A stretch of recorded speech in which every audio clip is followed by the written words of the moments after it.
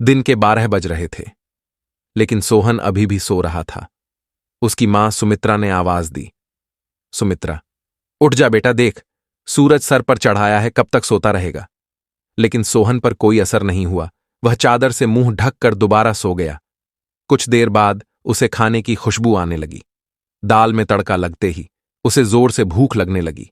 सोहन उठा और सीधा मां के पास रसोई में पहुंच गया। सोहन, मां क्या बनाया है?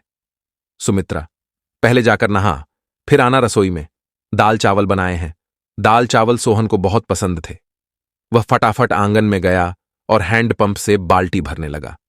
इसी बीच उसे याद आया कि उसने दांत तो मांजे ही नहीं। उसने फटाफट मंजन लेकर दांतों को रगड़ लिया और मगा साबुन लेकर बैठ गया नहाने। जल्दी से नहाकर कपड़े पहनकर रसोई में पहुंच गया। तब तक खाना तैयार हो चुका था। मां ने खाना परोस दिया। खाना बहुत ही स्वादिष्ट बना था। सोहन ने भरपेट खाना खाया। वह खाना खाकर उठा तो मां ने टोक दिया, सुमित्रा, अब कहां चल दिया? सोहन, मां, लगता है खाना कुछ ज्यादा ही खा लिया, बहुत तेज नींद आ रही है, मैं तो सोने जा रहा हूं। सुमित्रा, हे भगवान, अभी 1 घंटे पहले ही तो सोकर उठा है। तुझे बस सारा दिन यही काम है, उठो, खाओ और सो जाओ। तुझे पता है तेरे पिता खेत में कितनी मेहनत करते हैं, तब हमें 2 वक्त की रोटी मिलती है। कुछ नहीं तो जाकर उनकी मदद ही कर दिया कर। उनके लिए खाना ले जा, मैं अभी तैयार कर रही हूं। सोहन पर तो जैसे दुखों का पहाड़ टूट पड़ा। एडवर्टाइजमेंट्स। सोहन, मां, तुम्हें पता है इतनी धूप में पहले एक बार मैं खाना देने गया था, आकर कितना बीमार पड़ गया था। तुम ही चली जाना, मैं तो सोने जा रहा हूं। सुमित्रा को बहुत गुस्सा आया। इससे पहले वह कुछ कहती, सोहन तेजी से अपने कमरे में जाकर सो गया। सुमित्रा खाना लेकर खेत पर पहुंची। कबीरदास बहुत मेहनत से खेत जोत रहे थे। सुमित्रा, सुनो जी, पहले खाना खा लेते। कबीरदास, अरे तुम इतनी धूप में क्यों परेशान होती हो, सोहन के हाथ से खाना भेज देती। सुमित्रा, हमारे तो भाग्य ही फूट गए हैं। ऐसा आलसी बेटा मिला है, बस खाता है और सो जाता है। भगवान जाने इस लड़के का क्या होगा। कबीरदास, चिंता मत करो, एक दिन सब ठीक हो जाएगा। सोहन के माता पिता सोहन की आदत से बहुत परेशान थे। वह कोई भी काम नहीं करता था, बस सारा दिन सारी रात सोता रहता था। एक दिन सोहन के पिता ने कहा, कबीरदास, बेटा मैं खाद और यूरिया लेने शहर जा रहा हूं, 2 दिन लग जाएंगे। फसल तैयार होने वाली है, तू सुबह खेत पर चले जाना और सारा दिन वहीं रहना। शाम को खाना खाकर रात को वहीं सोने चले जाना। कहीं कोई जानवर खेत में न घुस जाए या कोई और हमारी फसल को नुकसान न पहुंचा दे। सोहन, पिताजी मुझसे यह सब नहीं हो पाएगा, आप मां को बोल दीजिए। कबीरदास, नालायक, खेत की देखभाल आदमियों का काम होता है।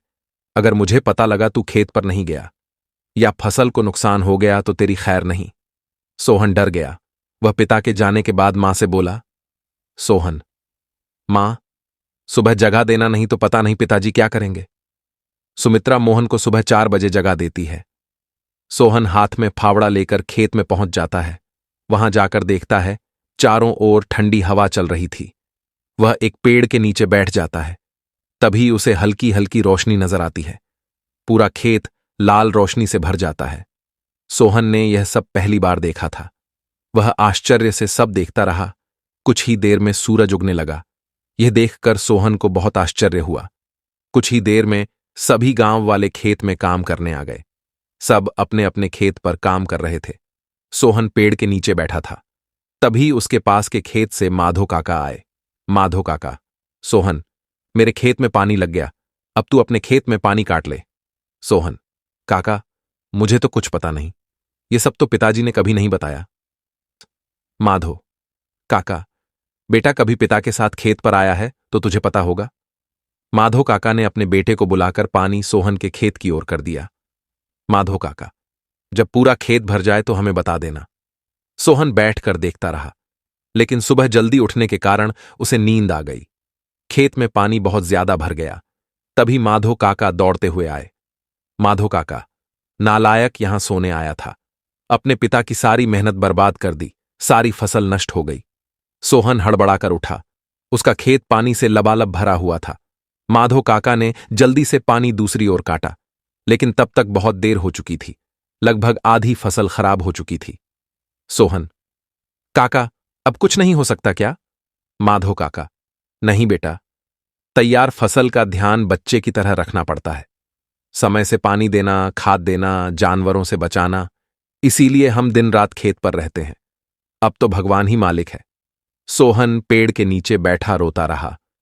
दोपहर को सुमित्रा खाना लेकर आई। उसे सब पता लगा तो उसने भी सोहन को बहुत डांटा। शाम को सोहन घर नहीं आया, न ही उसने खाना खाया। उसकी भूख प्यास नींद सब उड़ चुकी थी। अगले दिन जब कबीरदास घर वापस आए तो उन्होंने सोहन के बारे में पूछा।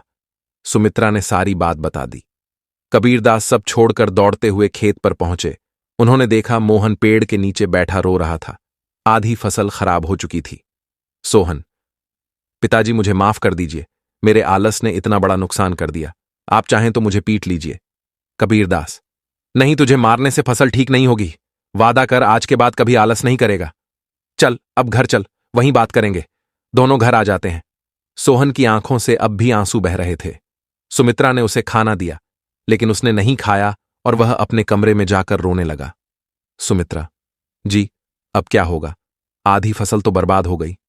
कबीरदास: सुमित्रा, कोई घाटे का सौदा नहीं है। आधी फसल देकर अगर बेटा सुधर गया तो यह। कबीरदास ने सोहन को बुलाया। कबीरदास: बेटा, अब तो नुकसान होना था हो गया। अब हमें कल से आधे खेत की फसल उखाड़कर दोबारा बोनी होगी। सोहन: पिताजी, आप बाकी आधे खेत में खाद यूरिया लगाकर उसे काटने का इंतजाम कीजिए। मैं इस पर अकेले काम करना चाहता हूं। अगले दिन सुबह 4 बजे सोहन अपने पिता के साथ खेत पर पहुंच गया और पिता के बताए अनुसार खेत पर काम करने लगा। 4 महीने कठिन परिश्रम करने के बाद नई फसल कुछ बढ़ती हुई दिखाई देने लगी। सोहन अब एक कर्मठ, मेहनती इंसान बन चुका था।